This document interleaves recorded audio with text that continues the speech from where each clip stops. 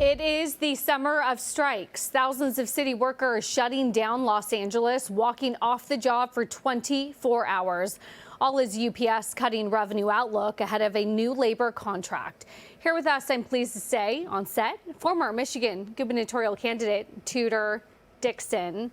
Tudor, it's interesting. When you think about the UAW, we're known for the big three, which is known in Detroit. Detroit's a big contributor to the Michigan economy. How then do you look at some of these labor negotiations, particularly with the UAW, and think about some of the implications, the ramifications of what it could be for your big state of Michigan? Well, as I look at these, I think about the fact that many of these businesses, the automotive industry has moved. They've moved into Tennessee. They've moved into Kentucky. They're moving south of Michigan. And look at these negotiations we're seeing with UPS. UPS is now looking like things are going to be more expensive. The company is looking like the stock is going down. It's going to struggle. This is just after we saw Yellow file for bankruptcy, Yellow Trucking, 22,000 jobs lost. And why? Yellow Trucking comes out and says they believe that it is because of the negotiations with the Teamsters, the same Teamsters that are negotiating with UPS and putting them in a precarious stock situation. Well, speaking of those Teamsters, the president was responding to the Yellow Trucking attorney blaming the unions for the company's bankruptcy. This is what he had to say. It's always easy to blame someone else, and that's okay, but at the end of the day, the facts don't lie, and Yellow's got to look themselves in the mirror and accept what they've done. So there you go. This is honestly a catastrophe, but it has been for over 10 years in trucking. It's very challenging to get people to take these jobs. We've been trying to make sure that our shipping has been steady for years now. The fact that we're going to take Yellow out of the system and now have increased prices for UPS, you know who this hurts? This hurts the American people, and this goes directly back to unions negotiating like this. And unions flexing their muscle in L.A. across sectors, trying to shut down the city for 24 hours. But we just reported that Ford has lost $4.5 billion on EV sales. Joe Biden's pushing all of the automakers into EVs.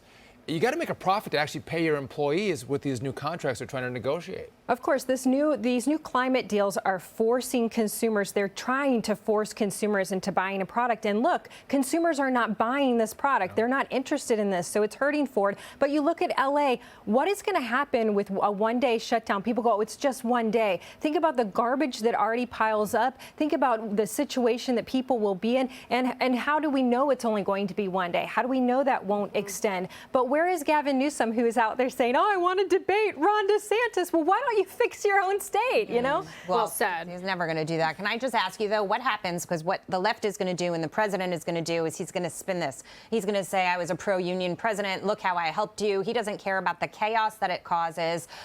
He just wants, essentially, to get those votes. But as soon as you start to see jobs leave, and we've seen this in the state of Michigan, and I've talked to our union members, the union bosses are different than the union members. Right. And when suddenly there are no jobs, when 22,000 jobs are taken out of the system for Teamsters, that's going to affect those folks. And they're going to say, maybe this isn't the best deal for us. Is there any pushback on the shift to EVs? And I know in California at the writers' strikes, they've really pushed back on AI.